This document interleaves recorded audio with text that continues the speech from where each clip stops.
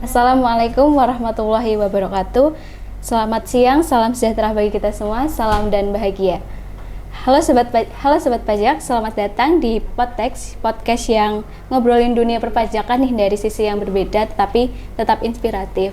Gimana kabarnya hari ini? Semoga sehat, semangat dan tetap waras ya meskipun tugas dan revisian udah ngantri panjang. Sebelumnya perkenalkan saya Alia Ramhanina yang hari ini diberi kesempatan buat nemenin kalian di acara yang super keren ini dari KSP ke dunia kerja, pajak di mata alumni. Kita bakal sharing dan dengar langsung pengalaman dari salah satu alumni KSP yang sekarang udah berkarir dan terjun langsung ke dunia kerja profesional. Boleh buat teman-teman yang penasaran banget kayak apa sih dunia kerja sebenarnya, khususnya di bidang akuntansi dan pajak. Ini kesempatan emas buat dengar insight langsung dari alumnus. Baik, langsung aja bersama kita hari ini. Udah hadir narasumber yang keren. Beliau adalah salah satu alumni kebanggaan Prodi Akuntansi, sekaligus alumni KSP. Bukan cuman sekadar anggota loh ya. Beliau ini pernah menjabat sebagai Ketua KSP tahun 2023 dan juga lulusan terbaik di Prodi Akuntansi. Yang sekarang udah aktif di dunia kerja. Yang pastinya punya banyak cerita soal perjalanan dari mahasiswa, ketua KSP sampai akhirnya terjun ke dunia kerja profesional. Langsung aja kita sambut ada Kak Agape Christian Abhinawa, Sarjana Akuntansi. Halo Kak Agape. Halo. Kan ada pepatah nih, kalau nggak kenal malah nggak sayang. Mungkin saya persilakan untuk memperkenalkan buat teman-teman. Halo Sobat Pajak, teman-teman KSP di program studi akuntansi maupun yang lainnya ya.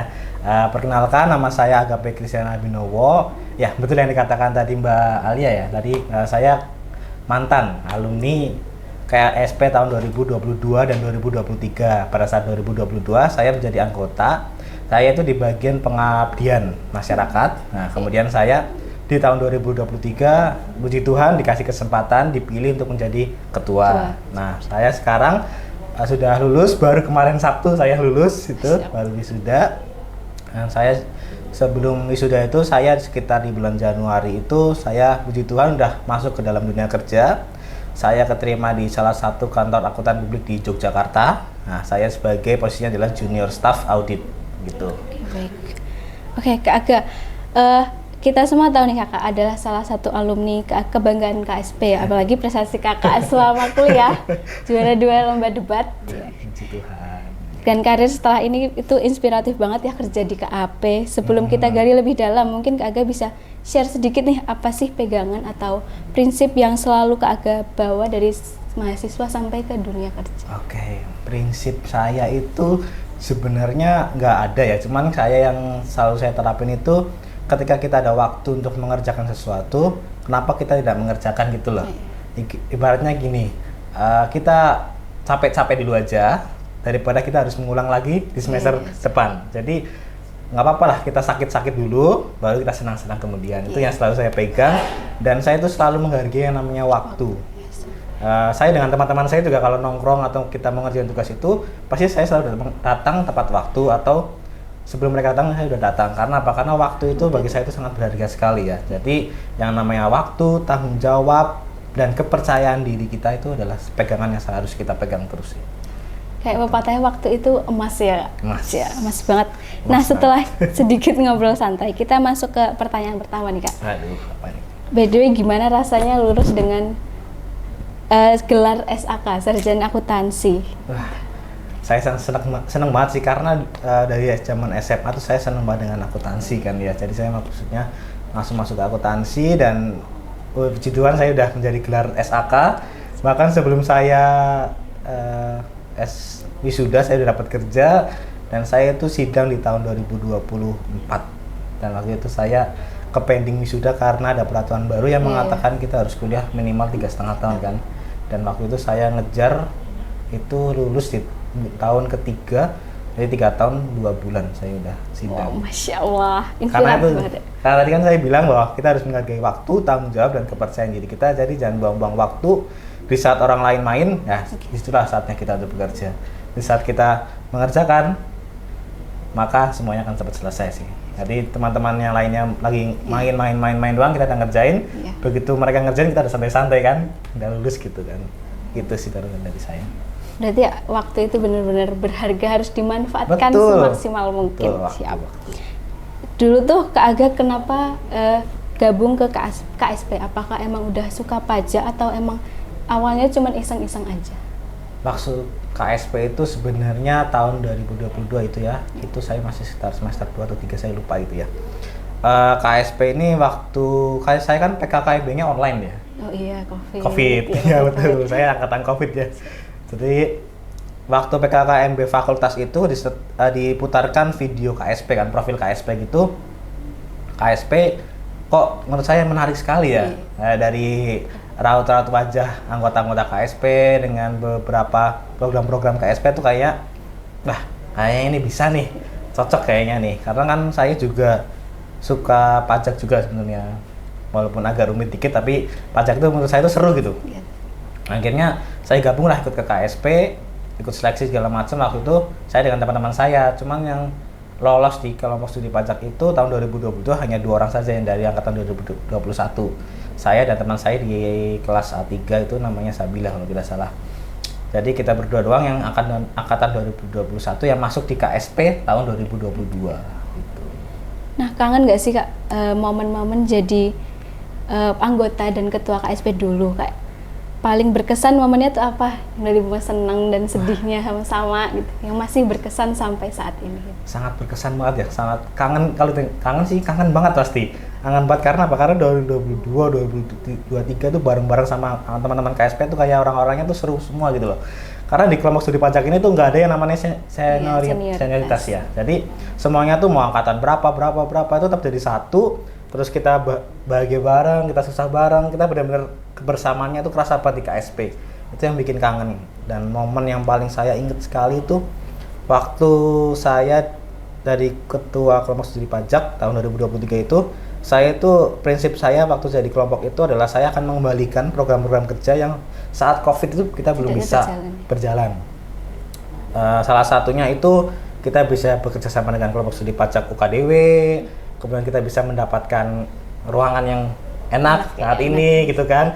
Terus kita bisa mungkin kita bisa mengembalikan kayak acara-acara sarasehan gitu-gitu.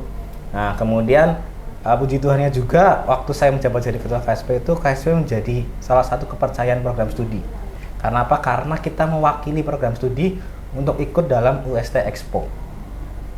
Mungkin teman-teman belum tahu ya, kalau yang angkatan KSP 2024 mungkin belum tahu ya. Kalau angkatan 2023 itu udah pada tahu karena kita waktu Dies Natalis UST tahun 2023 betul. Itu kita menjadi perwakilan dari program studi akuntansi untuk membuka stand dan kita mengeluarkan tuh produk-produk kita mulai dari buku, kemudian program relawan pajak, terus prestasi-prestasi kita tuh dilihat oleh banyak orang gitu di acara tersebut. Nah itu kan sebagai kebanggaan dari saya bahwa ternyata KSP 2023 ini bisa mewakili prodi untuk ikut dalam UST Expo. Itu sih yang bikin saya ingat banget itu. Keren banget sih ya. Jadi nostalgia ya, kadang nostalgia tuh seru ya. Jadi panitia diskusi sampai malam atau ngejar deadline proposal, revisi proposal bareng-bareng. Nah, sebelum kita makin larut nih dalam nostalgia, aku penasaran banget nih Kak, kenapa akhirnya Kak Aga itu milih kerja di kantor akuntan publik? Itu emang udah cita-cita dari lama atau memang kebetulan nyemplung terus cocok? Jadi itu ceritanya agak sedikit panjang ini ya. Pada tanggal 22 Oktober tahun 2024 itu kan saya sidang. Nah, rencana saya itu saya ingin ikut wisuda di bulan Desember. Nah, saya itu kan hari Selasa paginya itu ternyata ada rapat dari Dinas Pendidikan menyatakan bahwa kuliah itu minimal ada 3,5 tahun. Nah, saya sayangnya sidang.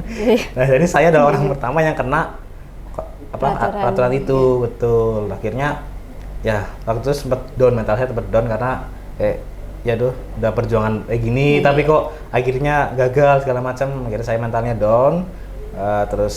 Tapi pada saat itu saya masih ada tanggungan tuh buat ngerjain acara International Accounting Days. Ya.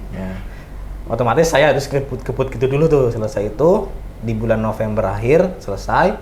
Nah, bulan Desember itu saya baru merenung lagi tuh. Kok nggak bisa ya bulan Desember ini gini. Nah, otomatis kayak sedih aja gitu. Terus puji Tuhannya setelah bulan Desember itu entah ada apa sesuatu apa gitu kan, kayak nggak ada angin nggak ada hujan gitu ibaratnya, dosen saya ngechat, namanya Bu Dewi tuh ngechat. Bu Dewi ngechat, Mas ini ada lowongan kerja di sini, kira-kira minat apa enggak? Saya bilang boleh lah Bu, sebenarnya sih iseng-iseng aja tuh di KAP. Udah akhirnya saya daftar, saya dengan beberapa teman saya yang daftar juga.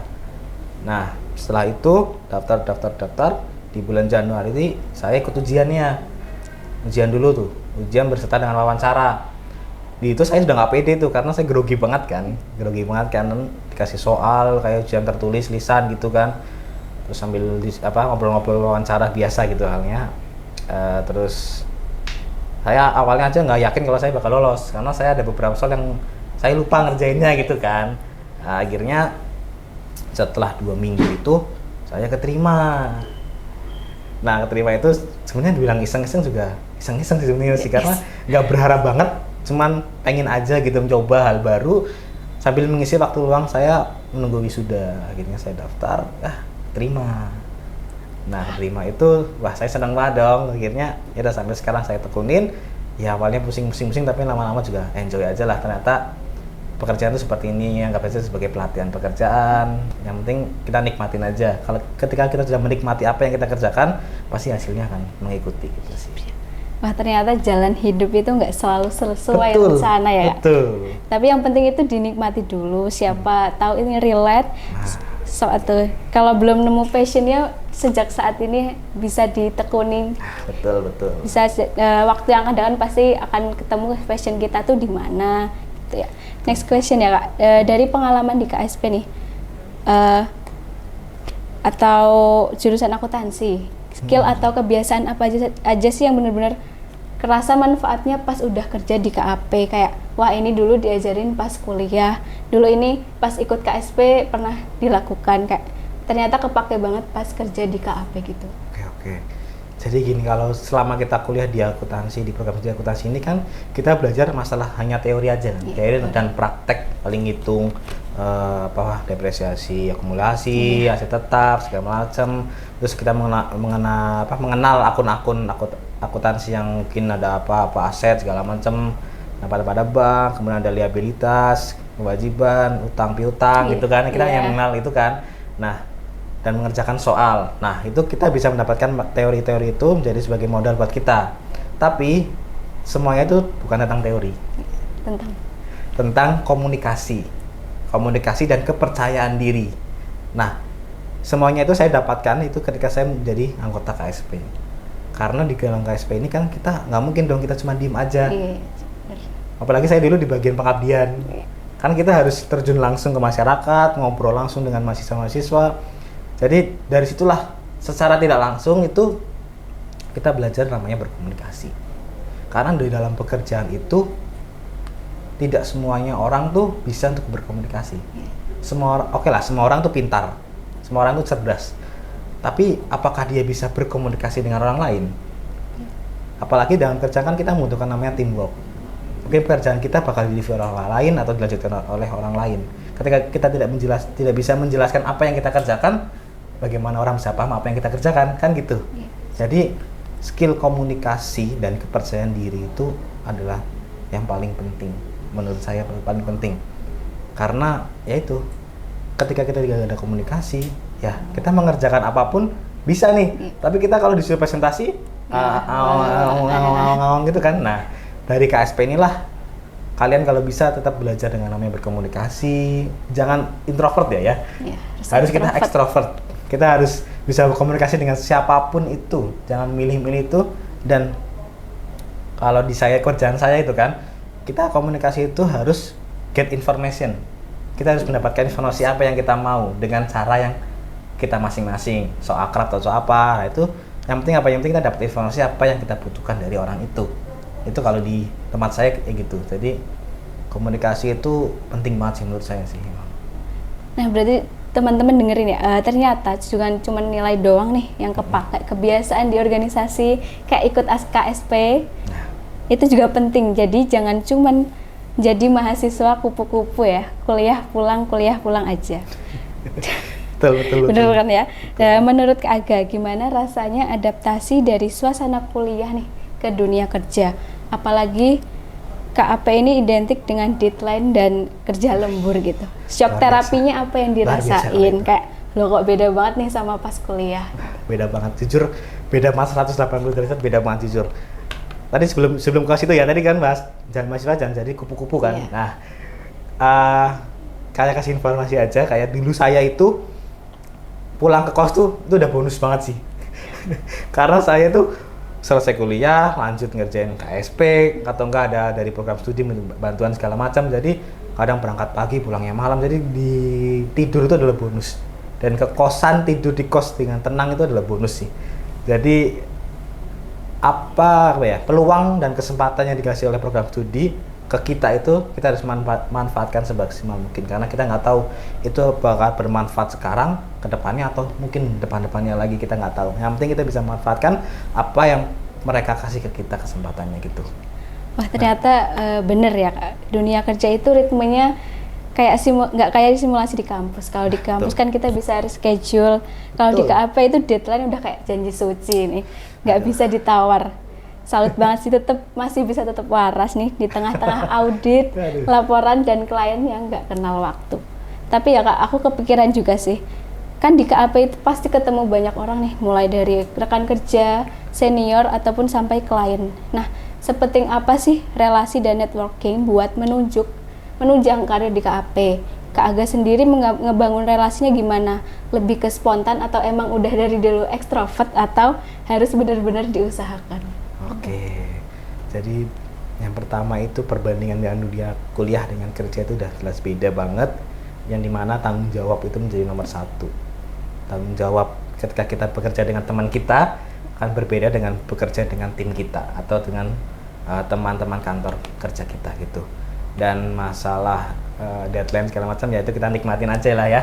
Di mana-mana kerja pasti ada resikonya gitu kan, ada beban dan resiko yang bakal kita bawa kemana-mana. Tapi kan tinggal bagaimana kita bisa menghadapinya. Seperti tadi katakan di awal kan, kita enjoy aja dulu, kita nikmati dulu, proses akan hasil akan mengikuti apa yang kita lakukan itu. Dan networking itu saya dari dulu emang suka ngobrol sama orang ya. Jadinya dari kerja di KAP itu syarat pertamanya adalah mau ngobrol dengan orang atau bisa ngobrol dengan orang walaupun dia tidak dikenal. Seperti yang saya katakan tadi adalah kita ngobrol untuk mendapatkan informasi atau get informasi gitu kan. Nah, otomatis kita harus bisa ngobrol, bisa mungkin bahasa sekarang SKSD lah, so kenal so dekat lah ya gitu kan. Kita harus SKSD. Kan banyak sekarang tuh yang pada nggak suka SKSD tuh, kayak cuman ngobrol cuma oh ya gitu doang kan, kayak nggak asik. Mana tuh di KAP itu kita nggak bisa. Kita harus bisa ngobrol untuk mendapatkan informasi yang kita mau gitu. Ngobrolnya juga informal, karena kalau formal itu mesti mereka akan takut dengan audit gitu kan. Nah itu sih untuk networking itu di KAP itu ya emang banyak, karena kita banyak ketemu orang-orang perusahaan-perusahaan gitu, terus ketemu orang-orang yang penting-penting ya. Kemudian saya kan ada klien yang dari gubernur gitu kan, pemerintahan gitu kan, jadinya kan ketemu orang-orang yang pintar-pintar dan orang-orang yang maksudnya yang kita audit lah, yang kita jabatannya tinggi-tinggi gitu. Itu kan bisa kita kenal, networking, bisa kenalan, bisa mungkin kalau dapat informasi atau apa-apa kan kita yang positif-positif, misalnya pembukaan magang atau segala macam kan kita bisa sharing juga ke anak-anak UST atau segala macam dibutuhkan apa gitu kan. Yang penting kita akrab dengan orang, kita berbuat baik dengan orang tersebut, pasti dia akan balik ke kita lah baiknya. Jadi yang penting kita adalah berbuat baik dulu, kita bisa komunikasi dengan baik. Ya dikatakan adalah SKSD dulu lah ya. Tapi SKSD-nya yang positif lah ya. Jangan SKSD karena dekat, karena itu cantik gitu SKSD, enggak gitu. Modus. Jangan modus SKSD-nya. Tapi SKSD yang benar-benar ada benefitnya bagi kita ataupun bagi mereka. Jadi benar-benar hubungannya itu benefit. Jadi ada ya positif gitulah. Jangan sampai salah satunya itu negatif tuh bisa merusak lingkungan kerja juga sih. Itu sih menurut saya. Berarti pesan buat mahasiswa teman-teman yang introvert harus bisa SKSD, termasuk saya nih, termasuk introvert ini harus coba SKSD dengan orang-orang baru, ketemu di entah acara, event ataupun lomba, harus bisa SKSD, sok kenal sok akrab. Nah, ngomongin soal bawa diri tadi nih, aku jadi penasaran nih Kak. Selain kemampuan kayak teknis, akuntansi dan pajak, soft skill apa yang menurut Kakak paling penting untuk survive di KAP? Kayak komunikasi tadi sudah dibahas juga, teamwork atau mungkin manajemen emosi nih ketika dikejar deadline dari klien gitu. Gimana? Betul. Saya cerita dikit ya. Waktu kemarin tuh sebelum lebaran itu saya tuh kerja dari jam 8 pagi itu sampai jam 6 pagi. Itu benar-benar di depan laptop. Itu kan kalau kita orangnya emosian segala macam, capek pasti kita emosian dan pasti kerjaannya nggak itu. Nah, bagaimana caranya kita bisa mengontrol, memanajemen emosi kita? Itu saya nggak tahu tipsnya bagaimana karena tiap orang beda-beda. Kalau saya sendiri itu saya menganggap tadi kita nikmatin aja udah. Pokoknya apa yang kita kerjakan ya udah kita kerjakan, tapi tetap fokus. Itu soft skill-nya pertama adalah kita bisa memanajemen emosi kita. Nah, yang kedua itu kedisiplinan kita. Kedisiplinan kan kita nggak ada pembelajarannya, nggak ada belajar harus disiplin segala macam.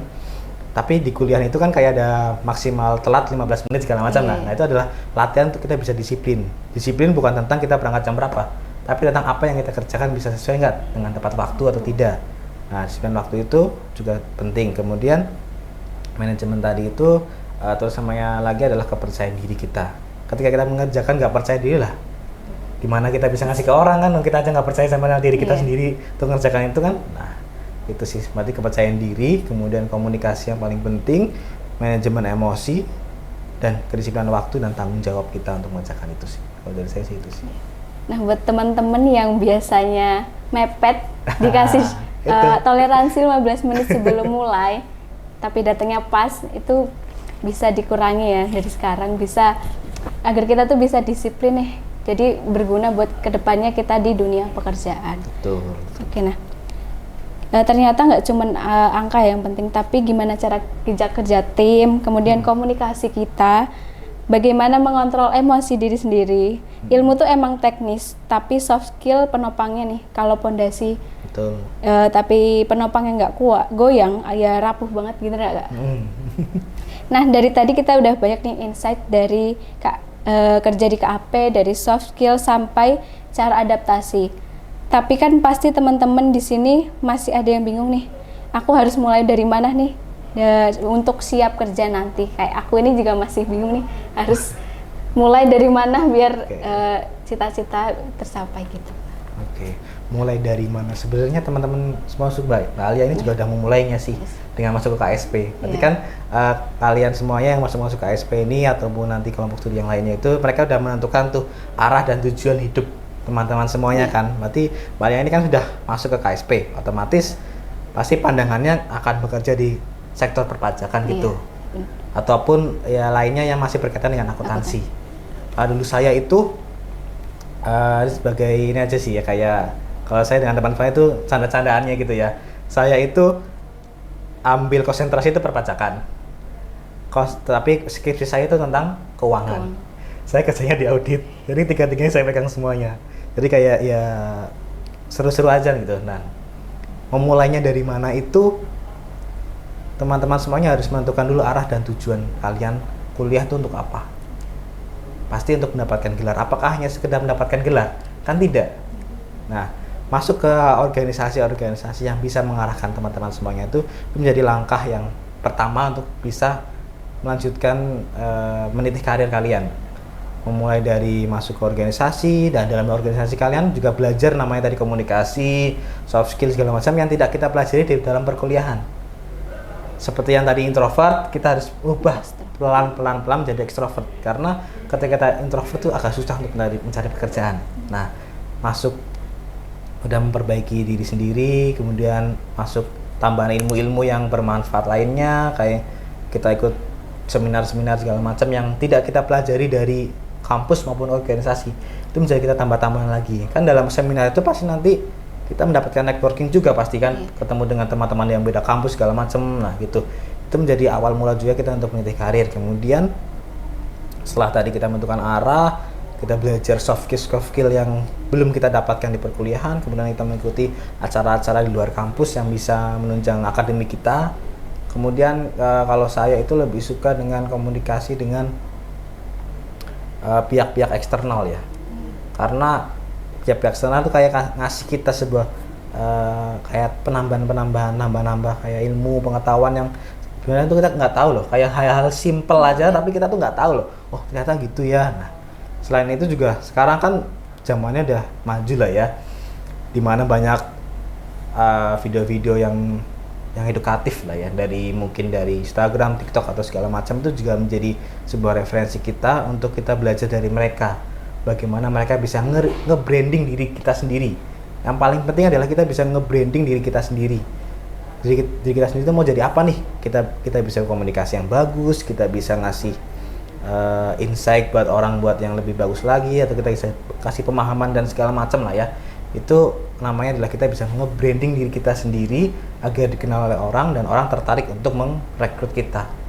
Jadi yang paling penting itu adalah kita mulai dari sekarang kita mulai nge-branding, ngebangun diri kita sendiri, kita mau ke arahnya mana dan kita mau jadi apa, mau ngapain setelah lulus. Jangan sampai kita udah mengejar SAK tapi ujung-ujungnya udah ya gini doang. Terus mau ngapain kan kita bingung kan, banyak kayak gitu kan. Jangan gitu. Mulai dari sekarang kita pikirkan lagi, kita mau nge-branding diri kita itu sebagai apa dan kita nanti setelah lulus mau apa. Masih ada waktu kan. Nah, itu kita bisa mulai memikirkan gitu. Mulai mau jadi akuntansi atau jadi apa segala macam, atau membuka bisnis kan bisa merintis dari awal. Dalam mata kuliah kan kita bisa belajar dari namanya belajar kelangsungan usaha segala macam, itu masih nanti kita akan belajar gitu sih. Nah, buat kan ada nih teman-teman yang kayak ikut organisasi ntar aja deh di semester 4, di semester 6 gitu. Iya. Itu pesan apa sih buat teman-teman yang mau ikut organisasi tapi nanti ditunda dulu deh, nanti kalau udah semester tua aja gitu? Aduh, menunda sesuatu itu tidak baik. Paling bagus itu masuk organisasi itu di semester 2. Paling bagus itu di semester 2. Karena apa? Kalau kita masuk kelompok studi pajak, pasti kita selesai di semester sekitar 5 ya. 5 atau berapa ya? 2, 3, 4. Iya, sekitar 5, semester 5-an gitu kan. Itu kita masih belum sibuk namanya skripsi. Ya kan, belum skripsi, tugas kita masih enjoy. Jadi benar-benar waktu awal-awal itu bisa kita manfaatkan untuk kita mendapatkan sesuatu yang tidak kita dapatkan di kampus. Ketika kita gabungnya di semester 4, berarti kita selesai semester berapa? Sekitar 6 atau 7 kan. Nah, itu kan kita udah sibuk-sibuknya namanya skripsi segala tugas akhir segala macam. Akhirnya apa? Akhirnya kita tidak bisa membagi hal kedua itu. Akhirnya kita fokus cuma ke skripsi doang. Aku yakin sih akan fokus ke skripsi doang. Berarti organisasi ini akan kayak kita tinggalkan gitu, kita nggak belajar dari organisasi, kita komunikasinya juga kurang, terus kita juga bisa kayak istilahnya ngilang dari organisasi gitu kan ya. Karena kalau waktu saya jadi ketua itu ya ada beberapa yang seperti itu, misalnya aktif waktu sudah semester ini ya mereka langsung lost, tapi saya mau wajari hal itu kayak oh ya udah nggak apa-apa kalian sibuk dulu skripsi, kalian selesai dulu skripsinya, toh kita juga ada anggota baru. Nah, anggota baru ini yang kita benar-benar jaga, kita tingkatkan kemampuan mereka agar apa? Karena mereka masih belum sibuk tuh. Mereka masih bisa kita ajak buat diskusi segala macam, masih enak gitulah ibaratnya, masih enak untuk dibimbing segala macam. Nah, karena kalau kita masuknya semester tantaran, lah skripsinya mau dikerjain apa kagak gitu kan. Kalian mau masuk organisasi atau mau ngerjain skripsi, mending salah satu aja nih. Tapi kalau dia orangnya emang basicnya seperti itu, ya berarti bagus dong, dia bisa akademik maupun non akademik bisa berjalan seiringan gitu. Nah, dari saya sih gitu. Nah kan ini ada ya, biasanya ada beberapa yang lulusan tuh aktif nih organisasi. Oh, iya. Tapi ketika udah lulus kesulitan cari kerja, itu menurut Kak Aga itu kenapa kok bisa seperti itu? Itu sebenarnya dia tidak bisa memanfaatkan yang namanya tadi networking. Tidak bisa memanfaatkan namanya biaya berelasi. Karena dia hanya fokus untuk kayak mungkin dia ikut organisasi hanya ikut teman-temannya ya, karena dia nggak begitu tujuan gitu kan. Mungkin dia ikut, aku pengen ikut dong gitu kan. Nah, itu sebenarnya salah ya, karena dia tidak ada dasar yang kokoh untuk ikut organisasi gitu. Nah, selama kita berorganisasi maupun di kelompok studi yang di akademik maupun non akademik, pasti kita akan ketemu dengan orang-orang yang banyak. Pasti akan ketemu dengan orang-orang di luar kampus ataupun di luar organisasi kita. Nah, bagaimana caranya kita bisa memanfaatkan hal itu menjadi hal yang positif? Itu yang menjadi tantangan kita sebagai organisasi. Itu bukan tantangan dari ketua atau segala macam, itu adalah tantangan bagi diri kita sendiri. Ketua udah ngasih kesempatan kalian untuk gini lah, tadi kan pagi udah ada sesi kan itu kan. Nah, kasih kesempatan buat ini. Kalau dulu saya ngasih kesempatan buat kerjasama dengan UKDW. Kita kasih kesempatan ke UKDW, terus kita bikin seminar dengan saya lupa dulu ya, terus kasih seminar ini, terus kita ada acara WST Expo, kita kasih ini kesempatan kan. Kita bisa ketemu dengan orang-orang di luar kampus kita. Nah, gimana kita bisa manfaatkan ini apa enggak nih? Ketua udah ngasih kesempatan, program studi udah ngasih kesempatan, tinggal kitanya nih, kita bisa nggak memanfaatkan hal ini menjadi sesuatu yang positif. Ketika kita tidak bisa memanfaatkan, ya udah, kesempatan hilang. Seperti kalau kata-kata saya itu, di skripsi saya itu ada tuh. Di dunia ini hanya ada 2 hal. Kesempatan, peluang, dan kesempatan. Ketika keduanya hilang, yang ada hanyalah kegagalan. Dari sisi saya itu. Berarti kesempatan itu benar-benar harus dimanfaatkan. Siap.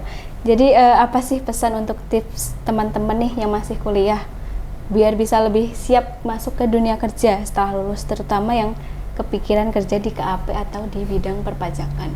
Oke. Untuk bekerja di bidang audit maupun perpajakan itu yang paling pertama tetap kita harus mendasari dulu dengan sebuah namanya teori. Jadi selama perkuliahan itu kita jangan sampai namanya bolos kuliah ataupun lagi di dosen jelasin kita malah scroll TikTok, scroll Instagram, kita pasti banyak kan, atau lagi main game gitu. Kalau cowok-cowok biasanya pada main ML nih, pada main apa nih, yang cewek-cewek pada scroll TikTok dia. Mesen bata yang offline. Nah, blog bus gitu ya. Banyak tuh teman-teman saya tuh gaya itu dia buka buku tuh, tapi HP-nya scroll gitu. Ditutupin gini nih. Nah, atau kan lagi dosen jelasin kok ada yang bikin video TikTok, velocity segala macam gitu kan. Itu pasti kan itu juga tolonglah jangan dikurang-kurangin aja. Kita harus fokus dalam perkuliahan itu dulu. Atau juga perkuliahan cuma berapa jam doang. Paling cuma 2 jam atau 1 jam sampai 2 jam lah, itu kan bisa kita tahan dulu tuh untuk nggak scroll TikTok atau segala macam. Kalau ngabarin ayang ya boleh lah, nggak apa-apa, tapi kalau scroll TikToknya yang punya ayang loh ya. Kalau yang nggak punya ayang jangan ngabarin ke ayangnya orang ya. Itu bisa lah sambil tahan-tahan dulu main-main gamenya, main-main scroll TikToknya, tahan-tahan dulu. Kita di kelas tuh fokus dulu ke perkuliahan kita. Terus juga kita perkuliahan cuma berapa jam doang, habis itu kan kita masih banyak waktu untuk kita bisa scroll segala macam kan. Nah, itu yang paling penting kita pondasinya dulu nih. Pondasinya adalah teorinya dulu nih. Teori kita kuatin dulu nih, teori akuntansi, perpajakan maupun audit. Dan setiap dosen ngasih pertanyaan segala macam, nggak usah kalau kita paham itu kita tanya. Kalau kita misalnya belum paham tentang pelajaran yang dijelasin oleh dosen, itu kita tanya, jangan cuma paham nggak? Paham. Terus diam. Terus keluar ini nggak dapat apa-apa. Kata orang kan masuk telinga kiri, keluar telinga kanan. Tapi nggak gitu ternyata, masuk telinga kiri, keluar lagi telinga kanan. Jadi nggak ada yang nyangkut di kepala sama sekali kan, langsung ditolak lagi gitu kan. Jangan sampai seperti itu. Jadi kalian keluar kelas, saya ingat banget nih kata-kata Bu Reni, dosen Bu Reni itu. Waktu akuntansi sektor publik, beliau bilangnya gini, jangan sampai di kelasnya saya itu kalian keluar pintu dari ini ditanyain itu lupa, jangan sampai seperti itu. Akhirnya kita mau nggak mau pada saat kuliah itu ya kita benar-benar belajar tuh, buka buku, kita nyetet semuanya, dari ketika ada kuis dadakan kita bisa jawab semuanya tuh. Karena apa? Karena kita harus fokus itu, jangan sampai kita keluar pintu kita lupa semuanya. Nah, itu teori itu menjadi satu pondasi yang sangat kuat kan. Teori, kemudian setelah teori itu tadi yang saya katakan juga soft skill lainnya kita harus asah juga tuh. Jangan sampai kita cuma pinter-pinter doang tapi kita nggak bisa ngomong, tapi kita nggak bisa ngontrol emosi, kita nggak bisa manajemen waktu, disiplin dan segala macam lah. Semuanya itu bisa kita dapatkan di organisasi-organisasi. Ataupun kalau kita belajar sendiri mungkin agak susah untuk bisa meningkatkan soft skill itu ya. Jadi kita ikut organisasi di kampus maupun di luar kampus itu untuk meningkatkan soft skill yang bisa kita pelajari lagi, karena ya itu lagi teori tanpa soft skill itu kurang, menurut saya sih kurang ya. Jadinya tetap harus dikuatin soft skillnya, apalagi komunikasinya, kedisiplinannya, manajemen emosinya, segala macam itu bisa kalian dapatin. Nah, di organisasi ini adalah tempatnya kalian untuk uji coba semuanya. Jadi teorinya kalian dapat, soft skill kalian dapat, dan kalian praktekkan di organisasi itu. Gimana caranya mensinkronkan namanya teori dan praktek dan soft skillnya menjadi satu. Ketika kalian ada acara organisasi, kalian coba tuh simulasikan tuh apa yang kalian dapatkan selama ini, kalian simulasikan di organisasi itu. Sehingga ketika kita sudah lulus, selesai kuliah, selesai organisasi, kita bisa terjun ke dunia langsung dengan kita sudah bersimulasi dulu di dunia organisasi gitu. Jadi organisasi itu sebagai ajang kita untuk menguji diri kita sendiri, seberapa kuat sih kita dalam menghadapi dunia kerja. Karena dunia kerja itu jauh banget beda dengan dunia perkuliahan, jauh banget. Bagi deadline tadi dikatakan deadline, terus kedisiplinan, pekerjaan, ketelitian, wah, dan tanggung jawab tuh luar biasa sih kalau dari saya sih. Tadi kan menyinggung teman-teman nih kalau di kelas suka main game lah, Betul. terus kita jelasin tidur, terus ketika nanti UAS atau UTS-nya take home ataupun tugas setelah kelas itu, ChatGPT. iya, mereka kan pasti ketika kelas itu main game pasti kan nggak paham ya, nggak ada yang masuk, dan mereka kadang sekarang kan zamannya AI ya, semua tuh serba AI, bisa cari di Google. Itu tuh dampak apa sih ketika kita ketergantungan nih dengan AI saat dikasih tugas sama dosen? Dampak apa ketika nanti kita di semester tua, apalagi ketika nyusun skripsi itu, apa dampaknya dari kita ketergantungan nih sama AI atau ChatGPT lah yang biasanya dipakai? Ketergantungan itu bahaya sih menurut saya sih, karena ketika kita benar-benar template banget dari ChatGPT langsung kita masukin ke tugas-tugas kita gitu kan kita nggak tahu tuh benar apa salahnya ChatGPT kan. ChatGPT itu tiap akun dia akan jawabannya beda. Nah, saya sudah mengalaminya itu. Jadi ChatGPT atau AI itu kita bisa pakai itu untuk yang positif-positif aja. ChatGPT soalnya kita ChatGPT aja ya. Kita tanya-tanya tuh ke ChatGPT. Setelah itu kita cari riset dulu tuh. Ketika saya mengerjakan skripsi itu saya juga menggunakan ChatGPT. Tapi untuk apa? Saya untuk untuk mengarahkan saya untuk berpikir seperti itu gitu loh. Kayak ibaratnya misalnya pertanyaan apa itu auditor gitu kan. Saya nggak ada ide tuh. Tapi saya di otak saya itu ada tuh, tapi saya itu nggak bisa mengaplikasikan. Nah, akhirnya saya ChatGPT dulu, cari tuh, gini. Berarti saya bisa mengarahkan apa yang saya pikirkan sesuai dengan yang ada di ChatGPT. Jadi ketergantungan banget yang langsung ditempel doang itu bahaya banget. Karena apa? Karena suatu saat kita ditanyain tentang teori itu pasti kita nggak bisa jawab apa-apa. Kita jawabnya apa? Lupa ya kemarin carinya di ChatGPT. Nggak mungkin kita tanya jawab gitu kan. Jadi ChatGPT boleh kita gunakan, tapi kita pelajari dulu apa yang ChatGPT berikan ke kita itu udah benar apa belum nih. Jadi kita lakukan riset dulu tuh. Ketika kita riset, terus waktu kita menyalin ChatGPT ke dalam pekerjaan kita, itu kita paham dulu tuh. Oh, jadi gini. Jadi ChatGPT itu bagus, tapi hanya untuk dasarnya doang. Dasar untuk kita berpikir ke arah yang kita mau. Ketika udah dapet, kita pelajari lagi, kita riset lagi, kita riset ulang, benar nggak sih apa yang katakan ini? Kalau udah benar, berarti kita tinggal salin aja atau apa. Yang penting kita paham apa yang kita kerjakan dan apa yang kita lakukan untuk tugas-tugas kita segala macam kita. Jadinya ya jangan terlalu template sama ChatGPT sih kalau dari aku sih. Karena takutnya kan nggak dijelasin gitu kan, nggak paham gitu kan, waduh kan malu juga kan waktu pas presentasi ujian nggak bisa jawab. Iya. Atau nggak pas presentasi buat ChatGPT kan gitu kan. Nah, saya juga iya sih dulu. Yes, saya juga ya sama. Gitu sih. Kayaknya udah hal yang wajar, dah rahasia umum sih. ChatGPT itu menjadi salah satu yang membantu kita ya. Kadang-kadang kalau udah deadline banget itu kan, udah hamin berapa jam gitu kan, udah ChatGPT aja lah, udah yang penting ngumpulin gitu kan. Iya. Ya apa-apa, tapi jangan terlalu keseringan lah gitu sih dari saya. Terakhir nih Kak, tips buat mahasiswa akhir nih yang lagi mengerjakan skripsi, bimbingan dengan dosen. Apa tipsnya biar bisa lulus cepet nih? Mungkin targetnya tahun ini gitu. Oke. Nah, biar kelarnya, pengen kelar lulus tahun ini juga gitu. Nggak nambah semester lagi gitu. Oke.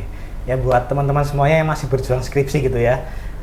Tetap semangat, tetap kerjain juga. Saya ingat dulu dengan kata-kata Bu Ika adalah satu hari minimal harus ada satu progres, minimal satu kalimat, satu paragraf atau apa. Yang penting dalam satu hari itu ada progres untuk kita mengerjakan skripsi.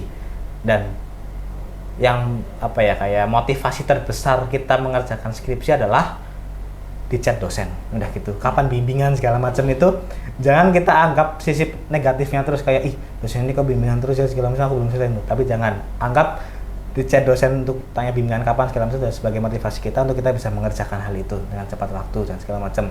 Dan tetap semangat bahwa pasti kalian akan bisa menyelesaikannya. Dan jangan terlalu banyak main-mainnya. Jadi main-mainnya dikurangin dulu. Saya dulu itu setelah KKN selesai itu, saya 2 bulan itu saya benar-benar push skripsi saya tuh. Saya diajak main nggak bisa segala macam. Saya ibaratnya saya ngilang 2 bulan lah ya. Iya. Begitu saya muncul lagi, udah saya ngabarin saya sidang gitu kan. Jadi teman-teman semuanya tetap semangat semuanya ngerjainnya. Setiap hari harus tetap mengerjakan, walaupun itu 1 kalimat, 2 kalimat, 1 paragraf itu tetap kalian kerjain.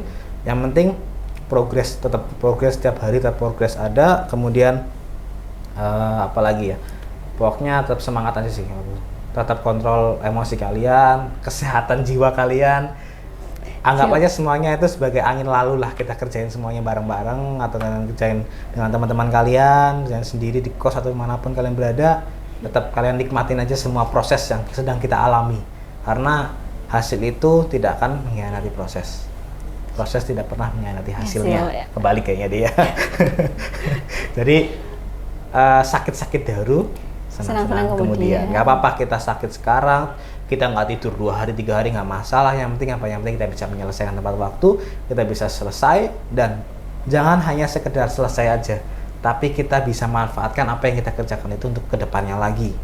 Jadi selama kita masa skripsi ini, kalian kerjakan skripsinya juga, tapi jangan lupa juga networkingnya, komunikasi atau dengan berelasi dengan pihak lainnya, sehingga ketika kalian udah selesai sidang segala macam, kalian ada nih relasi dengan ini bisa tanya-tanya dulu gitu untuk info lowongan kerja atau apa, bisa kerja di mana gitu. Jadi kerjain skripsinya semaksimal mungkin, dan jangan lupakan juga kita juga harus berkomunikasi dengan orang lain untuk bisa mendapatkan networking. Itu sih dari saya sih. Jadi intinya tuh jangan cuman kejar IPK, tapi juga harus proaktif nyari pengalaman dari organisasi, dari internal maupun eksternal, nambah skill, belajar dari lingkungan, biar pas udah lulus tuh kita nggak kaget nih sama realita dunia kerja yang ternyata dinamis banget. Teman-teman nih, mumpung masih kuliah, manfaatkan sebaik-baiknya masa ini buat ngasah diri, entah lewat organisasi kayak KSP, magang, standar, diskusi santai di kelas. Semuanya bakal kepake banget nanti saat kalian lulus dan terjun ke dunia kerja. Betul. Baik, nggak kerasa banget nih ya Kak, udah lumayan panjang ngobrol bareng Kak Agape. Dari cerita beliau kita belajar bahwa perjalanan dari mahasiswa akuntansi, ketua KSP, sampai sekarang kerja di KAP itu bukan hanya hal yang instan, semua tuh butuh proses, butuh jatuh bangun, butuh mental yang siap belajar. Betul. Tapi Kak Aga juga sudah ngasih banyak insight nih soal pentingnya soft skill, relasi, manajemen waktu, manajemen emosi, dan gimana caranya survive di dunia kerja. Intinya jangan cuma ngandelin teori di kampus, tapi harus juga prakteknya ya. Betul. Berani terjun langsung nih, cari pengalaman di dunia kerja, ataupun bisa part time, freelance, kan banyak nih sekarang.